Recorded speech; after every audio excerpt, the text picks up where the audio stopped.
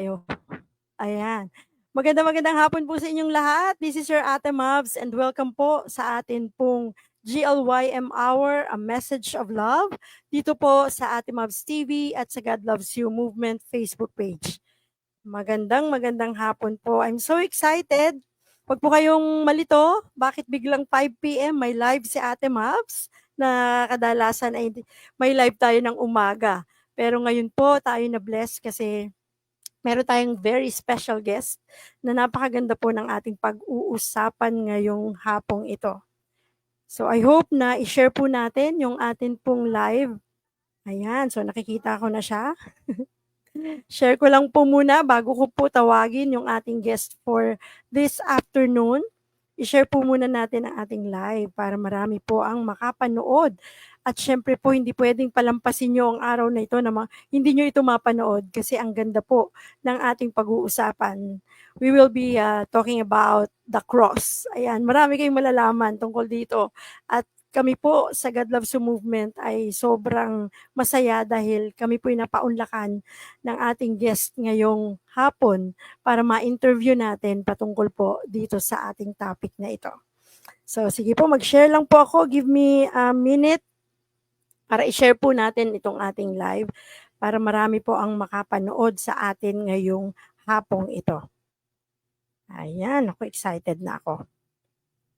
I hope ay samahan ninyo kami sa live na ito.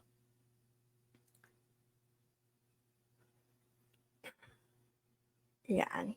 So medyo matagal po na hindi nag-live ang inyong Ate Mavs na nag-i-interview, no?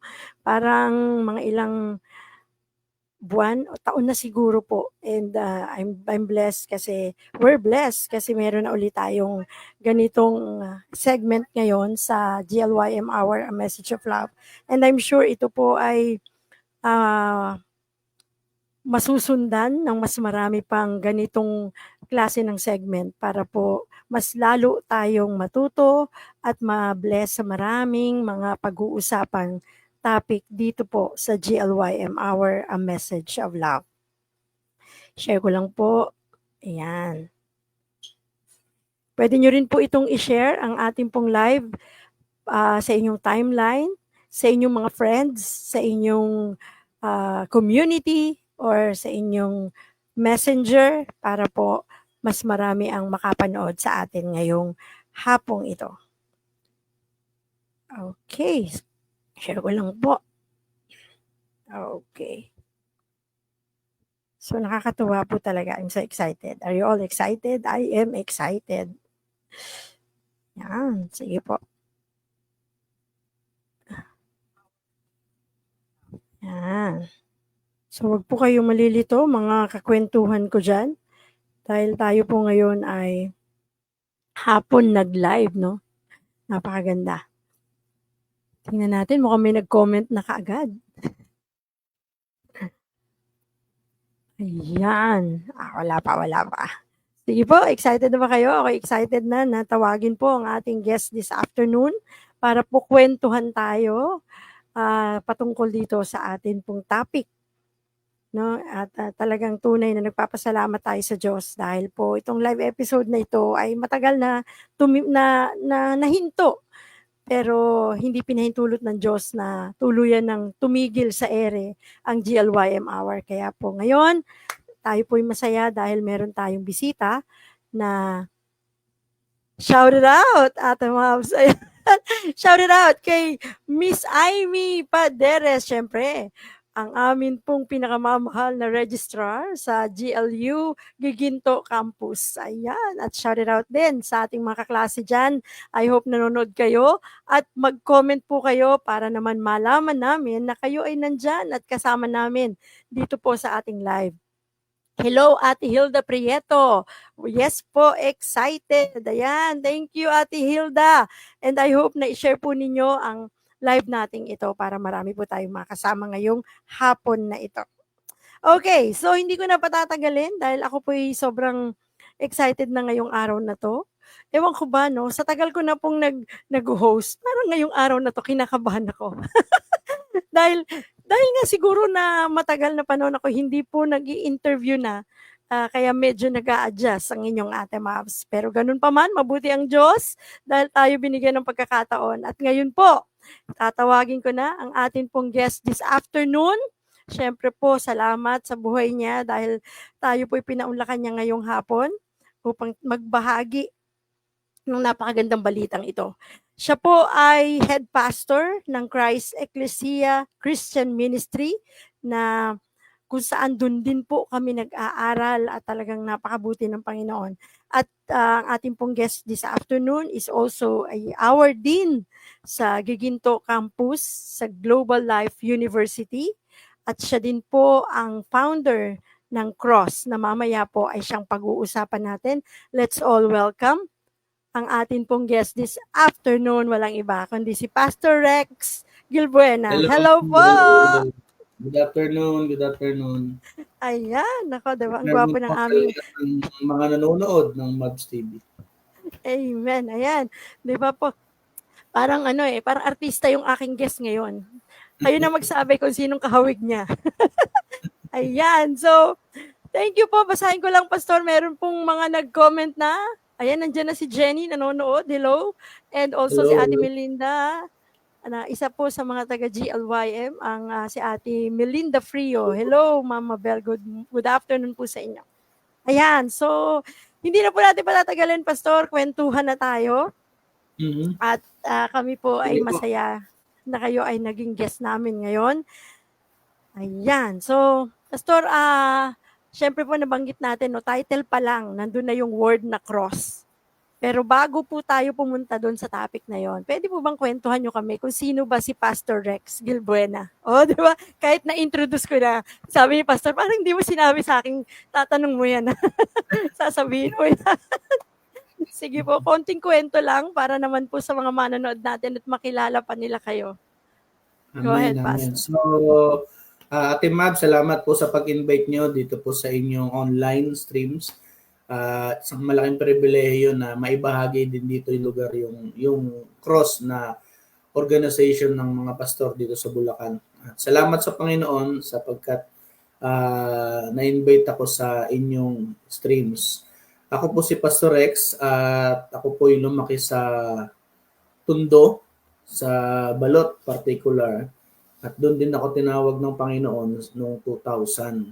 At sa madaling salita, nung tinawag ako ng Panginoon mula sa Tondo, ay naglingkod ako sa Panginoon. At 2004, naging pastor ako. Napit ako bilang missionary pastor. First time kong magpastor doon sa Baseco Compound. Kung alam niyo po yung Baseco Compound sa may port area, yun po yung unang missionary ko na nilagay ako doon para mag-mission. Tapos nung medyo may establish doon, ang aking senior pastor ay inilipat naman ako sa Nabotas. At nag-church plant din kami sa Malabon at sa Santa Maria, Bulacan at sa iba pang lugar. Kaya yung heart ko talaga nakikita natin dito sa Pausa Mission. Kasi naranasan ko yung papaano yung hirap, yung sacrifice, at saka yung kahalagahan, yung necessity ng pag-share ng gospel sa mga tao, no? Sapagkat importante ito sapagkat yung mga tao talaga ay kailangan mabahaginan ng salita ng Diyos. At hindi inaasahan, nakapag-aral ako ng Bible School at nakapagturo sa GLU Manila. First time ko magturo doon noong 2011. And then, nakarating ako ng Bulacan noong 2012. Ayan. So, mahabang journey yon. Kung kukwento ko, baka umabot tayo ng ilang mga oras. Pero short lang na may connection lang yung estudyante doon sa Manila at dito. Kaya nakarating ako ng Giginto at dito naman ako niloob ng Lord na makarating. Kaya naman pala makakapunta ako dito, kaya pala niloob ni Lord dahil dito niya ibibigay yung vision ng cross. Yan. Dito niya ibibigay yung vision na ito. Isang malaking pribilehiyo na kami mga pastor ang pinagbigyan niya ng vision. Amen. Para gamitin niya sa ebanghelyo sa pagpapahayag. Ayun po. Salamat. Praise God! Grabe po, ano, ang ganda ng naging journey ninyo. At talagang ang Panginoon ililid tayo kung saan niya gusto tayong pumunta. Dahil siya po talagang may hawak ng plano ng buhay natin. So, Amen. dahil pinag-uusapan natin at nababanggit niyo na po ang tungkol sa cross, pwede niyo po ba kaming kwentuhan? Ano nga ba itong cross na ito, Pastor? Actually yung cross na ito ay abbreviation ito ng Christian Riders Organization to Share Salvation. Dahil nga inilagay tayo ng Panginoon, inilinya tayo ng Lord sa mga Great Commission at saka sa mga church planting, ay niloob ni Lord na ibigay itong vision na ito. Actually, vision ito na in-impart sa amin ng Panginoon. At dahil kami yung in-impart, chinalis namin na kunin itong vision na ito. Kasi naniniwala kami na kahit wala kami, ibibigay itong vision sa ibang tao. Kaya sa amin, isang malaking pribilehiyo na lang sa amin na kami yung pinagbigyan ng Lord ng vision para kami yung gumawa ng mga bagay na task na ibibigay niya na nakapaloob dito sa cross. Ang cross ay samahan po ng iba't ibang mga simbahan sa iba't ibang lugar sa Bulacan. Mga pastor po ito, yung ibang mga leaders lang ng church, at mga may heart ng mga missionary. No, siyempre nakita po natin medyo mahilig po tayo sa motor, no? At nakita po namin na kami kapag ka nagmumotor ay mag-a-unwind kami, magfe-fellowship kami. So, nakita namin dito yung kung paano ang mga riders ay nagkakaroon ng pagpupulong para kung saan sila magre-ride para mag-unwind sila. Why not samahan natin ng dahil heart naman natin yung mission, samahan natin ito ng Great Commission, pag-evangelize. So nakakapag-ride ka na, at the same time ay nakakapag-mission ka pa. Kaya po yung nais ng cross mission and recreation. Yan. So, kasi tayo, mga pastor, siyempre may mga churches yan, medyo na burn out yan sila. So, walang outlet yan ng makakaintindi sa pastor, of course, yung mga pastor at yung mga church leader. Kaya kami, kapag nagplano kami na magkakaroon kami ng ride sa isang particular na lugar, ay natutuwa kami kasi nakapag-fellowship kami doon sa lugar na yun. At the same time, nakapag-share pa kami ng Word of God doon sa particular na simbahan kung saan kami pupunta. Ayan. At ibinabahagi namin yung Word of God sa lugar na yun. Yun po. Salamat po, Ate Mo. Praise God. Grabe. Napakaganda po ng, ng mission na ito, no, Pastor? Kasi imagine niyo po, pumupunta kayo doon, hindi para lang mamasyal, kung hindi para magbahagi ng salita ng Diyos. So ito pong mga lugar na ito, ay may mga contact na kayo dito, Pastor, napupuntahan Opo, para... may mga kakilala kami doon. Actually, nung pinopost namin ito sa Facebook, kasi nag-start ito actually nung try namin mag-ride nung 2019. Nung 2019, nag-ride kami sa Sea of Clouds sa Nueva Vizcaya. Ilan lang kami, siguro mga 4 lang kami. Ay nag-ride kami doon. Tapos, whole day nga lang yung ride na yun sa Dupax del Norte. Napakalayo sa Sea of Cloud. Walang dalang vision, hindi pa namin alam. Pumunta lang kami sa lugar na yon. Kaya lang, dahil nga heart natin yung mission, hindi namin inaasahan na nasa lugar na kami. Nag-share na rin kami ng Word of God. So, nung pababa kami, naisip namin, why not na total, naglilibot din naman kami. Bakit hindi natin samahan ng Word of God? Pero hindi pa ganun kalinaw yung vision na yon hanggang sa dumating yung time, nag-try uli kami ng isang ride.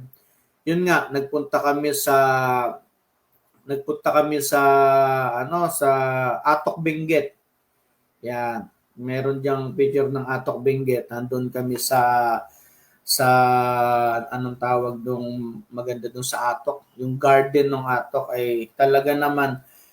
Tapos nagpunta kami ng Baguio, doon kami nag-stay sa Baguio. Tapos challenge na namin yung mga tao sa lugar na yun. Actually, yung vision po ay nangyari nung pumunta kami 2019, nag-ride kami sa Dupax del Norte. After noon, 2020, after 2019, January, yearly naman kasi pumupunta kami sa Prayer Mountain sa sa Tarlac. Punta kami ng Peñel, ang church. Kataon doon yung nakuha naming driver ay pastor din. Nananalangin kami doon po ibinigay ni Lord yung vision sa lugar na yon. Nagpray ako, and then yung pastor na kasama ko, na driver din namin, na inarkila namin yung van niya, ay nagpa-pray din pala. So nung mag-usap kami, after namin mag-pray, nagkaroon kami ng fellowship, nabanggit ko sa kanya na pinapagawa ito ni Lord, itong organization na ito. Tapos sabi niya sa akin, Pastor, gusto rin namin yan sa Balagtas, kaya lang hindi namin alam kung paano. So sabi ko, di maganda pala, ito na yon. So maaring inausap din siya ng Panginoon and inspired kami ng Panginoon na itayo itong grupo na ito sa tulong ng Diyos. Hindi namin ito ginusto kung saan na lang itong dumating na vision na ito. Kaya tinry namin na mag-ride sa ibang lugar. Kaya nung nag-ride kami ng Atok Benguet, ay pagbaba namin, pinost namin sa Facebook, maraming nagkagusto, maraming nag-join sila. Kaya yon, yung mga pinupuntahan naming lugar, pinapaliwanag muna namin doon yung vision and mission ng Cross. At the same time, kung anong gagawin namin, sabi namin magmi-mission kami dyan, tapos kung may magandang lugar dyan, pupunta mo kami para makapag-unwind din kami, and then accommodate mo kami sa lugar. Sa pagkain, walang problema kasi mag-aambaga naman kami. So, yun. At marami naman nag-accommodate sa amin, iba't ibang lugar yung napuntahan namin.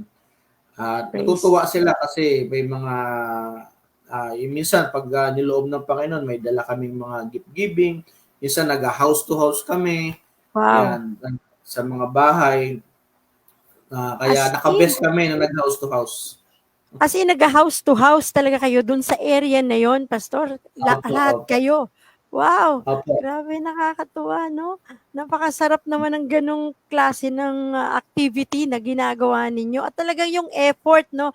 Ilan po kayo usually ang lumalakad or nagra-rides para sa ganitong Actually, mission? marami pong miyembro ang Cross, pero hindi naman namin sila, pagka may ride ang Cross, hindi naman namin sila pinipilit kung gusto lang nilang sumama kasi nga, ang isa sa mga ng Cross ay yung unwind, makapag-fellowship kung na-stress nila sa mga ministry, tapos may ride ang Cross, gusto nilang sumama.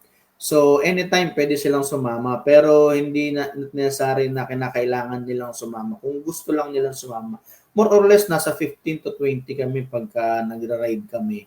Wow. Pinakamababa na yung minimum 10 pagka may mga plano kami na ride.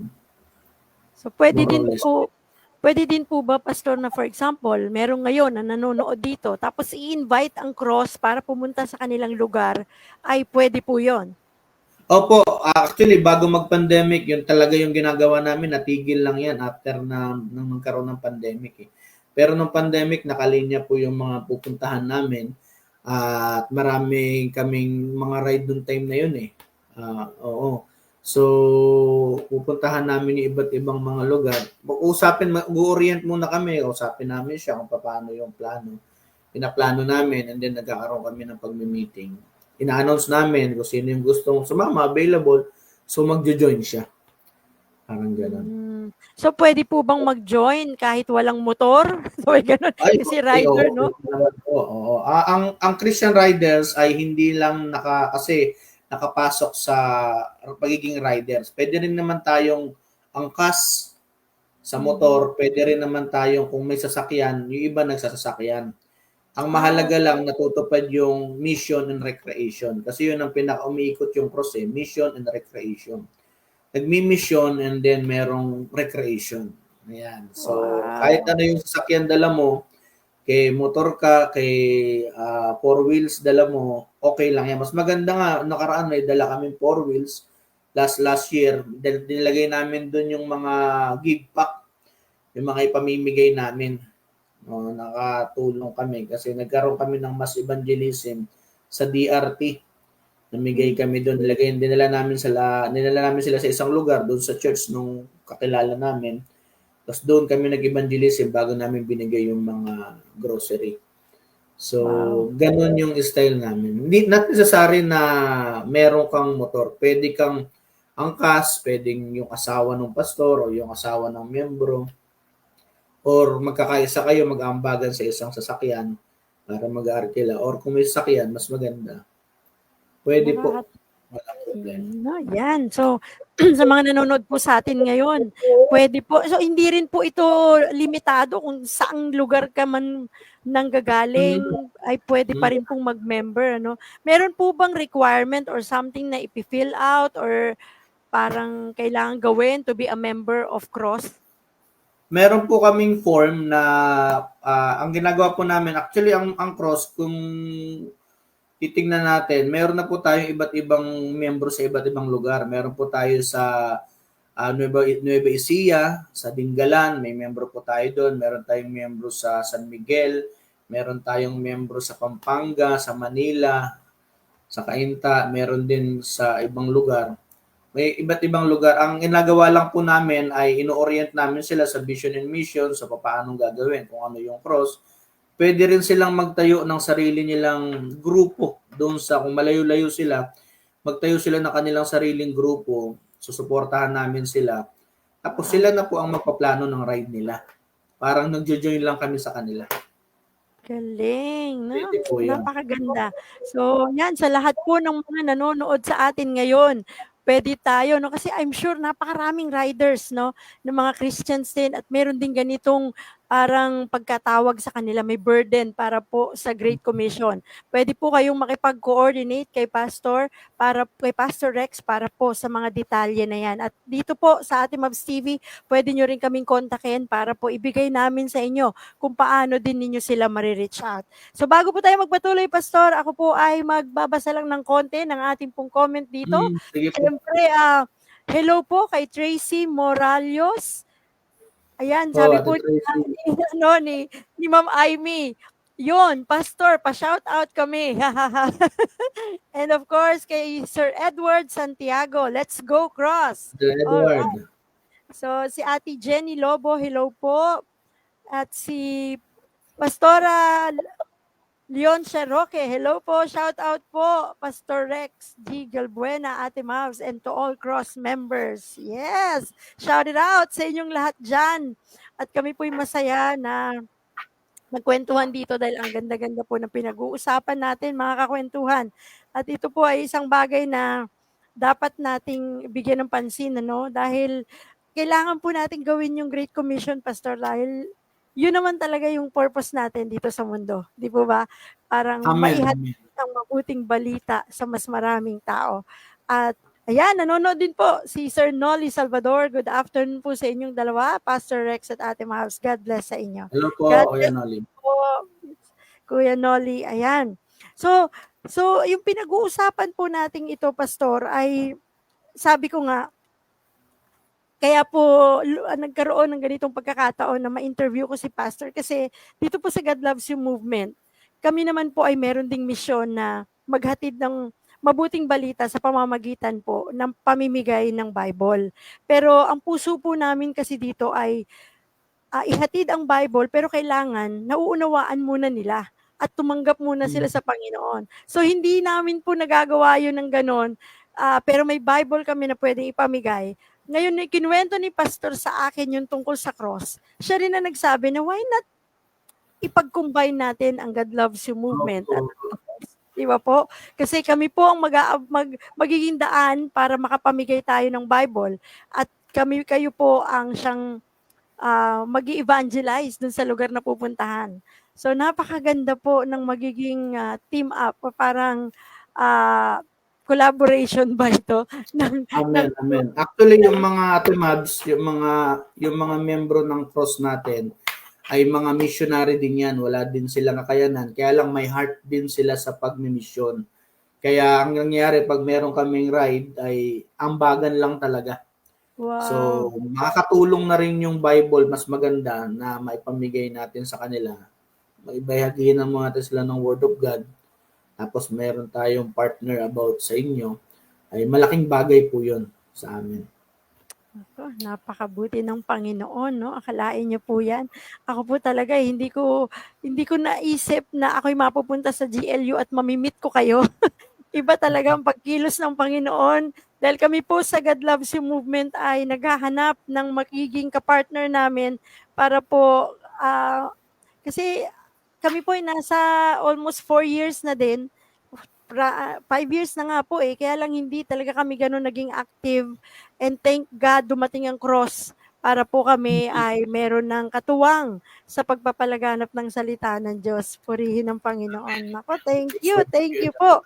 Ayan. So, sa totoo lang meron na nga pong kaming mga iniisip din sa God Loves You na kung paano po na magiging yung smooth yung project, and of course, sabi namin, thank God kasi lumilinaw din yung direction namin lalo na nakita ko po yung presentation nyo. Yung mission and vision. Kasi parang kami we started as parang mga magkakaibigan lang. Tapos, ang sabi ng Panginoon ay simulan, at ang Panginoon nagbigay po ng pangalan na God Loves You Movement. And hindi pa talaga namin nabibigyan siya ng mission and vision. And thank God kasi naging malinaw po yung aming direction dahil po sa cross. Nung nakita ko yung inyong presentation, sasabi namin, why not gawa rin tayo ng ganito? Yun po yung katotohanan doon Pero bagamat wala pa pong written na vision and mission ang God Loves You Movement, ay kumikilos na po kami.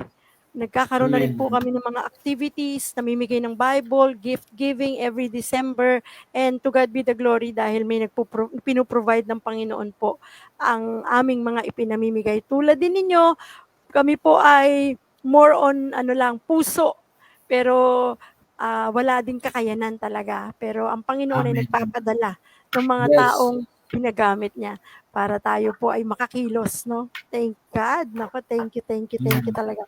Napakabilis Saka naman yun ng naman oras. talaga yun naman talaga Ate Mabs kung bakit tayo tinawag ni Lord as a Christian Lahat naman ng tao, nung tinawag ng Lord, lahat ng Kristiyano, tinawag tayo ng Lord para magbahagi ng salita ng Diyos. So, iba't ibang kapamaraanan lang, iba't ibang pangitain, iba't ibang dreams na ibinibigay ni Lord sa atin. Basta more or less umikot tayo sa Great Commission. Lahat naman tayo, iba-iba lang yung method natin at pagkatawag. Pero isa lang talaga ang pinatutunguhan natin, yung fulfilling Great Commission ng Diyos sa Amen. mundo.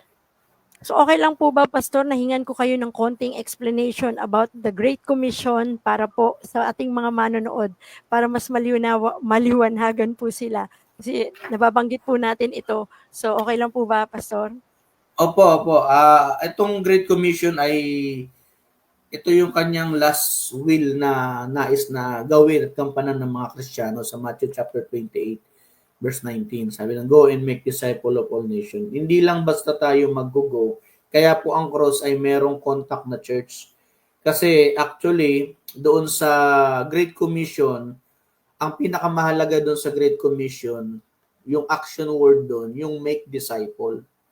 So kaya ang cross, hindi lang kami basta go ng go, nagsishare tapos iniiwan namin yung tao, kundi meron kaming contact na church na siya yung magpa-follow up. Siya yung magbibigay ng visitation, magpa-follow up the moment na siniran namin siya ng gospel. And then yung contact namin church, bibigay namin yung decision slip. Sa kanya na siya na bahala. Siya naman ang gagawa ng make disciple. Kasi mababaliwala yung paghahasik namin kung wala namang magdi-disciple. Sa Great Commission, importante yung making disciple. Parang sinasabi sa Great Commission that wherever you go, make sure you make disciple. Yun Kaya yun yung nais ng cross na hindi lang basta sumusuntok sa buwan. May contact kaming church, tutulungan namin yung church na yun umayo, and then yung church na yun, sila na ang bahalang mag-follow up doon. Siyempre, pag lalo na yung mga church planting natin, wala pa silang kakayanan. So, tinutulungan namin sila na mag-evangelism sa amin yung manpower, sa amin yung mga pangangailangan, and then sa follow-up, sila bahala kasi hindi naman kaming laging nandun sa lugar. Minsan lang kami pupunta ron sa lugar. Pupunta kami ng DRT, ng Tarlac. One time kami pupunta doon. Hindi namin mamimit yung tao. Isang beses lang namin siya mamimit. So, yung church na contact namin, siya yung gagawa ng making disciple. Yan.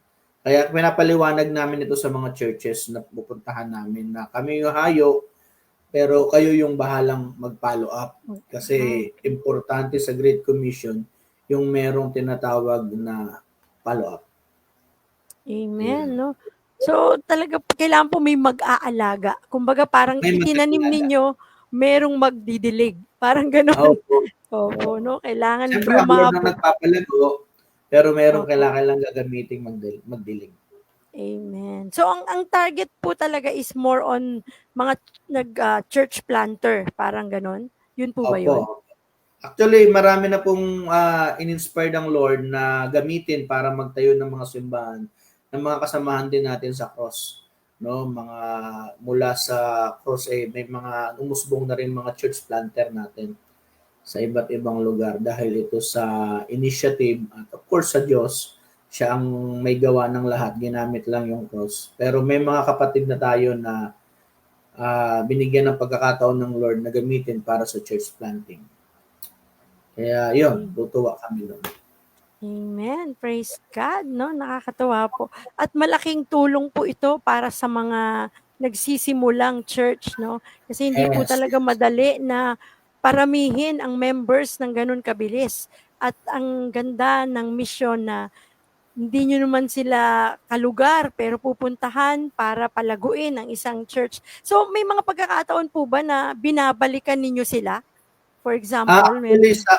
sa DRT, nung nagpunta kami doon, nakatatlong balik kami ron eh. Pero hindi doon sa church na yon, may ibang katabing church, kabarangay na simbahan. Kasi in-invite din kami, in-invite din niya kami. Sabi niya, dito naman kayo sa susunod, pastor. So, pupunta kami sa lugar. Kasi marami Wow. din namang mga churches sa DRT at the same time, meron din namang mga magandang lugar doon. So, pinopromote din natin Opo. bilang Bulakenyo, yung mga magandang lugar sa Bulacan. Opo, yung mga tourist spot natin dito, no, na Opo. hindi nila alam. Marami palang magandang lugar sa Bulacan. Diba? Ayan, no, nakakatuwa naman po, Pastor, talaga ang inyong mission na ito. At kami po ay nalulugod kasi magiging kabahagi kami ng Mm. mission ng cross. Ayan. And meron akong nakita, Pastor, dun sa inyong presentation about dun sa cross verse ninyo. Opo, Yung opo. 1 Corinthians 1:18, no?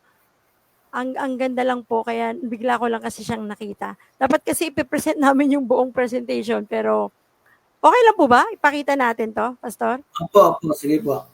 Yan Para po po yung verse ng cross. Yan sige po po. yung pinaka ah, lahat po ng cross member ay dapat memorization verse na yan kasi Wow. diyan po umiikot yung cross na organization. Tulad tato na sinabi doon na for the message of the cross is foolishness to those who are perishing. But to us who are being saved, it is the power of God. So, yan, ang mensahe ng cross ay kamangmangan sa mga taong mapahamak, ngunit kaligtasan sa mga taong ililigtas ng Diyos, kapangyarihan sa mga taong ililigtas ng Diyos. Kaya ang cross ay nag-share ng Word of God, and then the Lord will put the heart of the people kung sino yung mga ililigtas niya. So tatawagin niya talaga itong mga tao na ito. So ipoproclaim namin yung gospel and allow the Holy Spirit to convert dun sa mga tao na yun and mag-response para sa kaligtasang inilaan ng Diyos. Kasi sa Amen. iba, hindi nila maiintindihan yung cross kapag hindi sila iniligtas ng Panginoon. Pero kung babaguhin ng Diyos yung kanilang mga puso, magkakaroon sila ng kaligtasan sa Panginoon. Kaya yun po yung pinaka-team verse namin sa grupo, yung 1 Corinthians 1:18. Andyan din po yung cross for the message of the cross. Amen. Napakaganda naman. Ayan. So ipakita ko na din po dahil ang ganda ng presentation about your vision, no, na Sige kanina po. niyo pa binabanggit. Napakaganda ng inyong vision to appreciate God's nature and share the gospel of salvation to the lost soul in a unique way. Wow. Ayan. Talagang very unique, no, Pastor? Kasi makikita mo na yung kagandahan ng nature na kung saan ang Panginoon din ang naglikha. And then you can share the gospel of salvation sa mga lost soul doon sa Mm. lugar na yon. So tunay na napaka-unique nito. So ito po ay nagmula syempre, no, galing sa Panginoon ang vision na ito. At Napakaganda. Ito naman po yung mission nyo. Yan, ito pong mission ng cross. Ayan, to share good news of salvation and helping churches by evangelism, church planting, appreciate His creation and fellowship to strengthens our faith. Wow, Ayan. napakaganda. To share good news of salvation. Wow. Yan. So ito kanina na nakita ko to eh. So what cross is not? Ano nga cross is not? Ang ganda nitong Ayan, Pastor Edward. importante po ito. Kasi sa grupo kasi, dapat maintindihan natin talaga kung bakit tayo nag-exist. So sabi diyan, ang cross ay, doon po tayo sa exist. Ang nag-exist po yung cross dahil sa Great Commission. Nag-exist ang cross dahil, of course, mahal natin magbiyahe-biyahe. And then nag-exist yung cross dahil mahal natin yung Great Commission ng Panginoon. Doon naman po sa what cross is not, sabi diyan, cross is not a man plan. So, pinapakita po namin diyan na ang cross daw po ay hindi plano ng tao. Ito po ay plano ng Diyos. Lagi ko nga pong binabanggit, kanina nabanggit ko na kahit wala po kami, po pwedeng ibigay ng Diyos yung vision sa ibang tao para sila yung magtalaga doon sa cross. So sa madaling salita po, isang malaking pribilehiyo na kami po dito sa Bulacan ang binistow ng Diyos ng vision at kami yung nakapag-accept ng vision mula sa Diyos para gawin itong cross na ito. Pero hindi po kami po pwedeng magmalaki sapagkat kahit wala po kami, may ibang grupo na gagamitin ang Diyos na Kristiyano para ibigay itong vision na ito. Kaya ang cross po ay hindi gawa ng tao, kundi vision po ito. At ang katunayan, kahit wala na kami sa mundong ito, mananatili yung vision. Maaring ililipat lang ito sa ibang tao.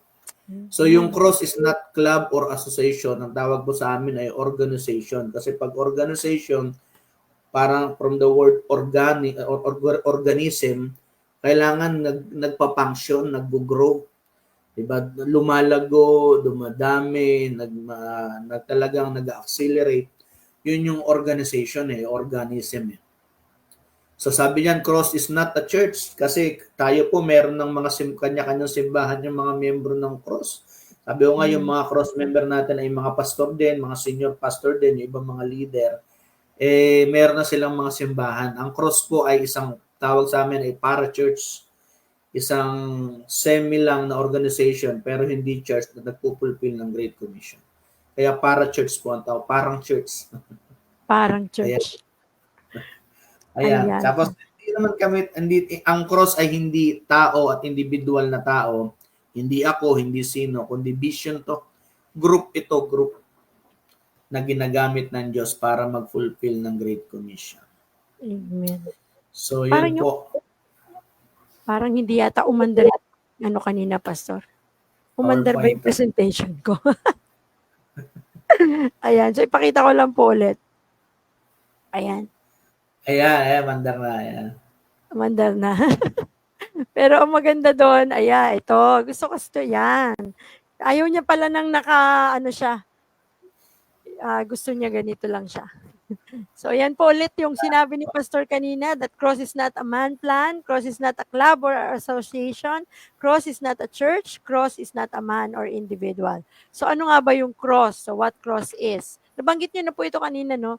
That this is a God's plan, organization, or movement to help the church and we are called para-church. Kasi nakakatuwa po, no? Parang sa nakikita ko po sa inyong organization ay nagiging united yung mga pastors from different churches, di ba po? Nagiging iisa. Kasi yan po minsan nangyayari na parang pag ibang church, parang hindi, ayoko dyan kasi ibang church sila, hindi nagkakasundo. Pero with this organization, nagkakaroon kayo ng pagkakaisa, bagamat iba-iba ang mga churches, no? Napakaganda pong example nito na dapat tularan ng marami. Parang kanina, ng Lord yung cross.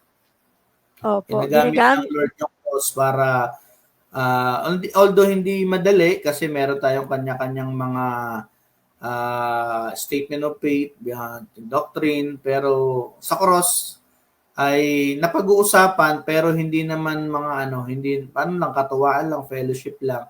pero hindi talaga casual lang yung pag-uusap, pero hindi talaga yung talagang debate na masasabi. Kasi part ng learning, fellowship, pero kabuuan, isa lang yung target namin, yung Great Commission. Amen. No? Napakagaling. So, yun po ay iba't ibang churches. Pero sa ngayon po, yung inyo po bang Facebook page ay active pa? Just in case may mga taong gusto kayong kontakin, pwede Opo, nilang puntahan? meron po tayong pages ng Cross. Active po yan. Active po. So, ang name po ng page ay Cross. Cross, Yun po Christian mismo. Writers Organization. Okay. Sige po, iaano natin yan mamaya sa comment section. Ilagay Tag niyo po natin. natin. I-add natin yung Cross mismong link. Bulacan. Cross Bulacan. Okay. So, mag-hello lang po ako sa ating mga nanonood ngayon. Siyempre, sa aking pinsan, na si Gina Gallardo. Hello, pinsan. Magandang hapon sa iyo. Si Wenz Liobri Buenasaka. Pa-shout out, Pastor Rex. Ayan. Hello, Shout out, hello. Wens. Ayan, si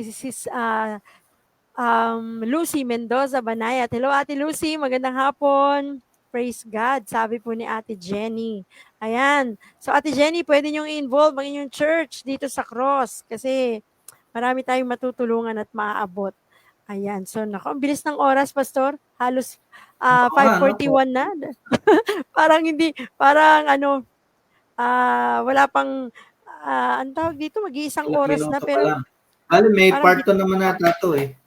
yes. Oo, kailangan meron. Meron tayong part 2, Pastor, kasi marami pa tayong pag-uusapan. Kasi sa totoo lang po, itong pinag-uusapan namin ni Pastor Rex ay isa lamang sa mga plano naming gawin, no?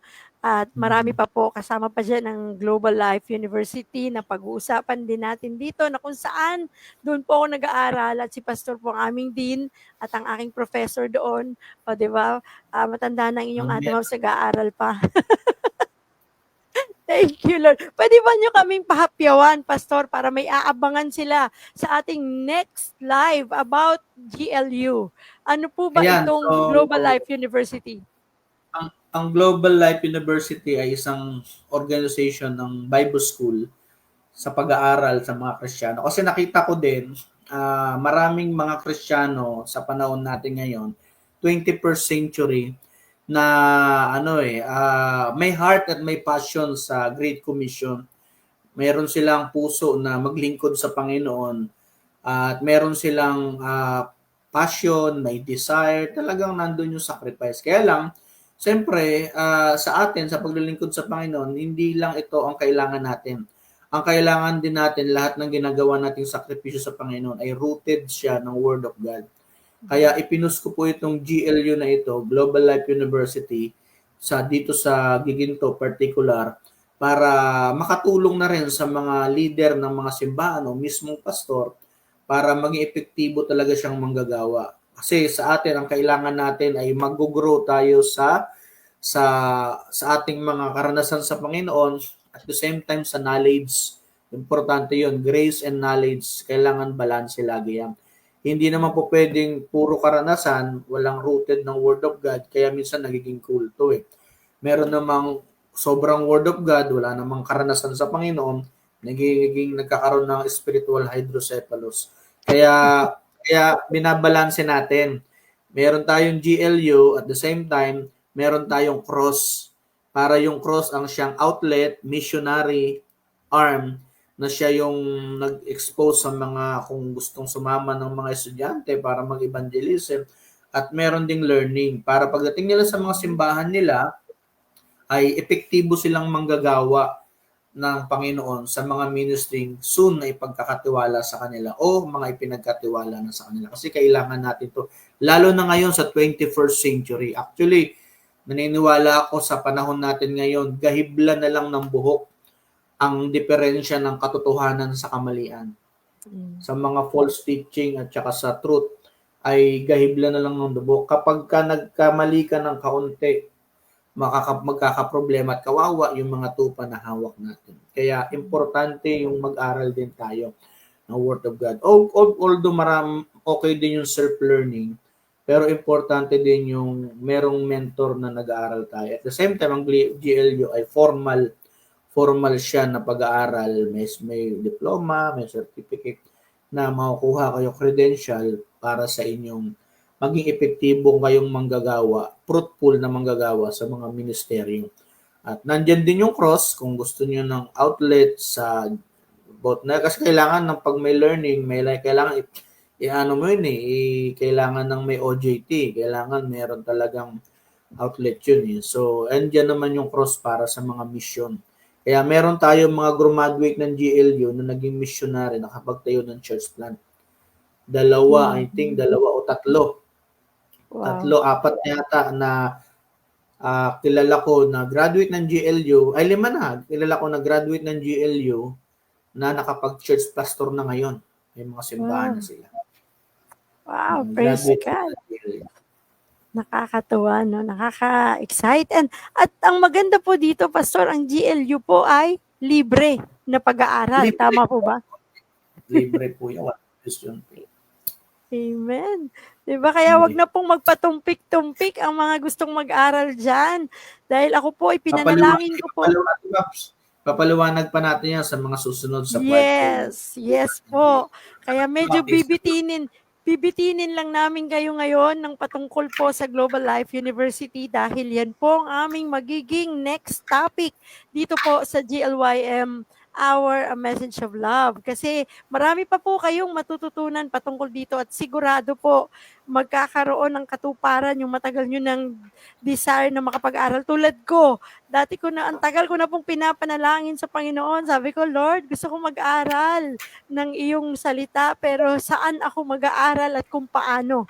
Muntik pa akong ma-scam. Ma-scam talaga kasi hindi pala tama yung pupuntahan ko. Buti na lang, hindi talaga ako doon dinala ng Panginoon. Kasi marami, Pastor, na mga hindi dapat, or paano ba iti-term yan? Pero sabi nga, nandito po kami ni Pastor Rex para po i-guide kayo kung saang tamang eskwelahan kayo papasok nang sa ganon tama ang turo na ituturo sa inyo. Ayan, nako, thank you so much, Pastor Rex, sa inyong oras ngayong araw na ito.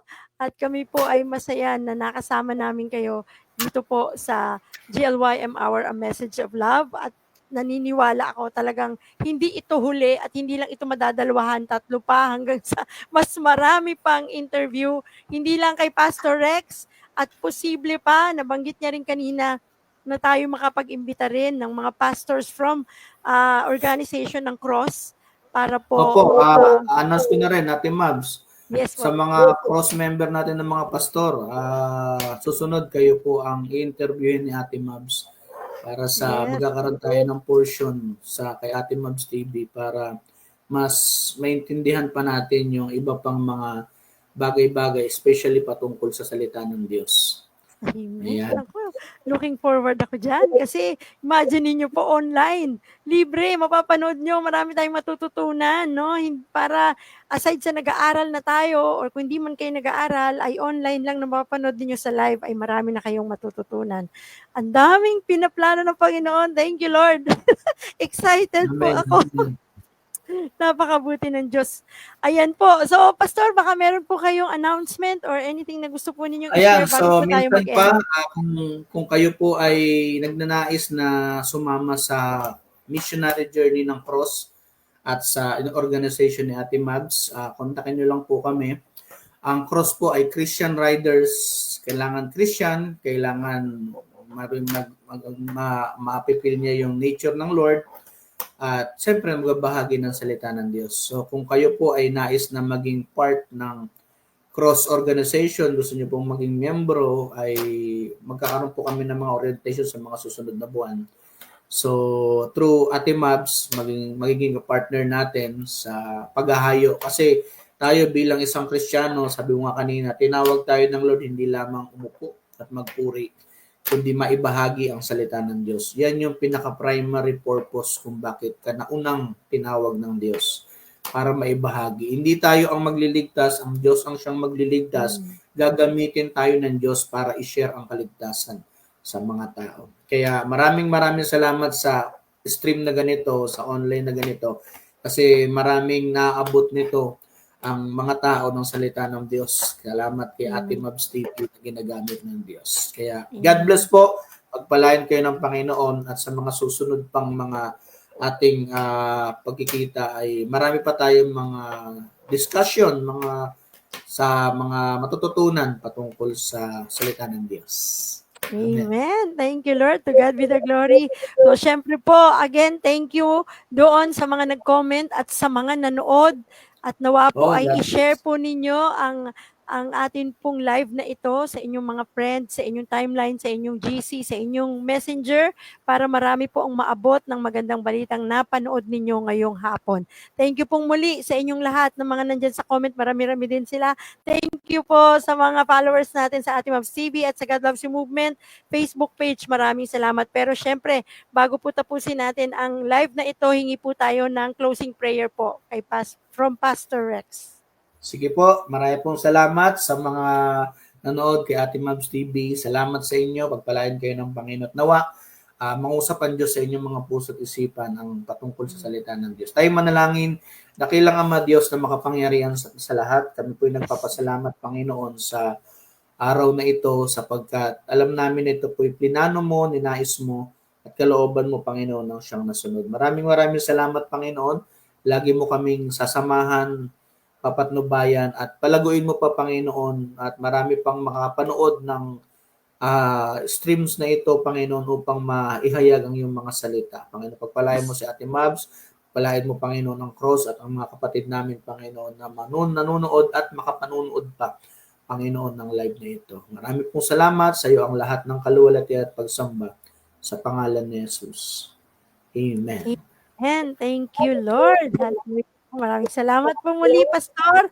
God bless po. God bless po sa inyo. See you again next time. Di lang namin alam po kung kailan ulit mangyayari. Di pahintulot ng Diyos na kami magka-live. Excited na kami na magkaroon ulit ng ganito. Yes po. Marami, actually, mga kasama ko excited sila. Yehey. Sana po maging regular nating araw, Pastor, para po aabangan talaga ng mga tao. Pag-usapan po natin yan. So maraming salamat po, Pastor Rex, at maraming salamat po sa lahat ng nanood ngayon. God bless po sa inyong lahat and bye-bye. See you po sa mga susunod nating live. God loves you. Mahal po tayo ng Diyos.